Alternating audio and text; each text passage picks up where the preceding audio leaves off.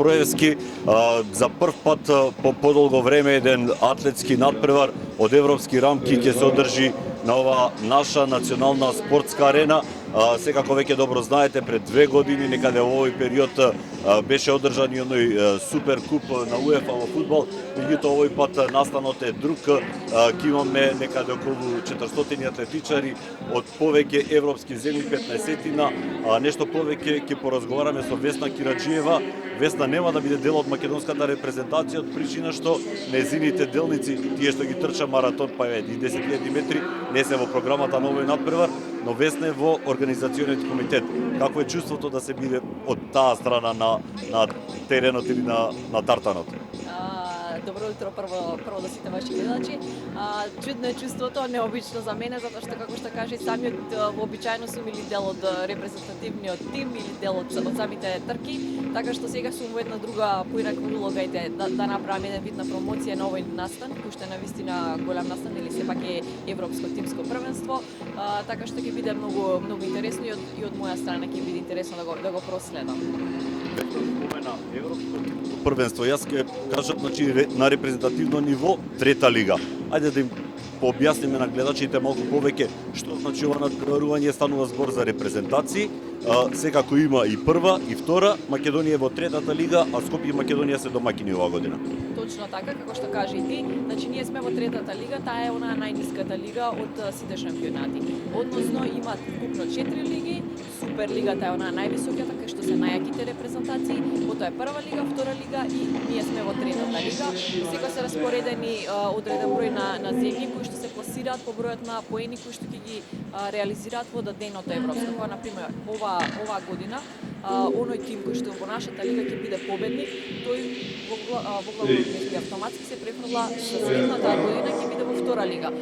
Додека тие што оваа година се во втора лига и ќе бидат на последните позиции, тие ќе паднат во трета лига. И така се поместува во сите, односно од Суперлига во прва лига и од прва лига во Суперлига. Тоа е еден процес кој што е малку посложен за да не ги оптеретуваме овој. Добро, тоа што се однесува и до останатите првенства некаде и фудбал и ракомет, секаде најслабиот излегува, од другата лига едниот влегува. Меѓутоа тоа беше дел од објаснувањето. Македонија заедно во конкуренција со уште 12 други репрезентации, зборувам репрезентации, бидејќи има една селекција која е составена од атлетичари од мали земји, ќе биде во конкуренција на ова надпреварување. Само Македонија ќе има максимален фул број на надпреварувачи. Дали е обврската на сите репрезентации да имаат своји представници во сите дисциплини? Не е обврска, значи има одреден број кои што се вкупно се 20 дисциплини, плюс во машка, плюс во женска, значи тоа е дупло, така што тоа е бројот 50. Значи заокружен број 50 учесници кои што секоја репрезентација може да го пополни тој број. Меѓутоа, нели секој спортот си сноси трошоците, патните трошоци, другото кога што е покриено од самата организација. Меѓутоа тоа поглавно влијае нели кој колку ќе прати, колкава бројка на учесници ќе прати. Ние како домаќини да сме со приоритет тука затоа што нели сепак сме домашни, можеме да си го дозволиме оној момент да имаме полна бројка сите дисциплини да ни бидат пополнати, со тоа да се надеваме нели на повисок пласман на табелата на крајот. На пласманот на Македонија пред се ќе бидат индивидуални надпревари, во исто време тркачки, фрлачки и скокачки. Теренот е веќе подготвен и за сите дисциплини е зад нас тука скок во далечина, па можеби три скок секако. Кои се шансите на македонските надпреварувачи да кажеме да доедат до пиедестал на едно од првите 3 места, на што можеби секако ќе биде поттик за продолжување со успешна работа? Во главно имаме ние наши фаворити.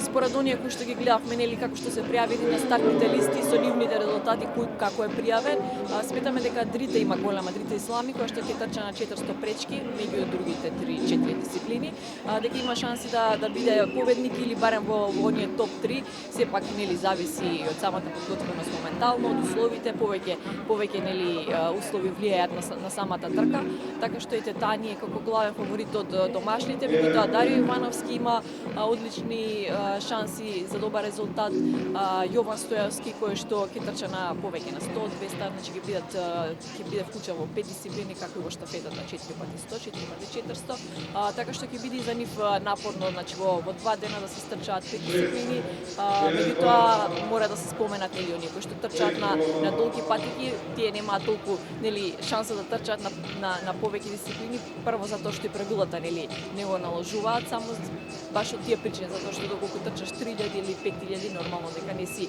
во можност да трчаш повеќе дисциплини во истиот ден. Весна, Македонија на времето, јас се сеќам, ти спомна пред малку кога разговаравме, имаше еден атлетски митинг Лазар Милошевски, јас не паметам кога последен пат се одржа, меѓутоа еве ова арена сега ќе биде домаќин на едно големо натпреварување. Колку ова може да биде поттик за македонската атлетика, еве да се продолжи со настап, иако евидентно е дека и она рекреативно трчање даде дополнителен импулс. Точно, да, баш рекреативното на масовно трчање нели како што е еден скопски маратон мотивираат се повеќе луѓе да излезат, меѓутоа оваа што е атлетика баш на стаза, овој сегмент од атлетиката мислам дека повеќе би можел да ги мотивира младите деца кои што не се нели главна цел, што повеќе да ги намамиме, вакво првенство секогаш примамува, значи луѓето, децата, родителите треба да ги насочат нели децата да дојдат да присуствуваат, да видат што всушност се работи, колку е интересно, колку е возбудливо, ќе кажем дека и влезот е бесплатен, така што буквално секој може да дојде да го проследи, така што како што кажа, нели одамна немаме виден овака голем настап, освен да кажеме она на 10.000 која што беше пред 2 години или пак европското првенство на водно планинско минатата година. Јас лично, како што кажа, под рефлектори немам трчано можеби од 1999 или 2000-та, баш на тој митинг Лазар Милошевски кога имавме можност под рефлектори, затоа што да речеме нашата федерација немала услови ниту да си дозволи да плати, бидејќи сепак тоа е нели градски стадион е приватна собственост, тоа се трошоци кои што не сме можеле до сега нели да ги сносиме, меѓутоа се надеваме дека годините со вакви големи настани ќе примамиме и инвеститори и спонзорство од други надворешни компании кои што би сакале навистина да не бидат на многу повисок ниво. Во овој моменти трае тренингот на атлетичарите, техничка проба за разгласот, меѓутоа за гледачите она што е најважно, надпреварите утре и задутре почнуваат во 17 часот и 30 минути, утре со свечено отворање, секако јужната трибина ќе биде отворена со слободен влез, веќе спомена. Да, јужната трибина ќе биде отворена, надпреварите почнуваат од 17:30, значи ќе почнат и порано, меѓутоа тоа се во главна техничките дисциплини кои што имаат нели повеќе да речеме скокови, повеќе фрлања, тие ќе почнат од 3 сат и некои трки од Б група. Останатите, оние кои што се финалните трки, главните, централните трки и надпревари ќе се одржуваат од 15:30, утре сабота ќе почне свеченото отварање, односно церемонијата ќе биде во 15:30 кога ќе 17, се извинувам, да, сака да кажам 5:30 попладне.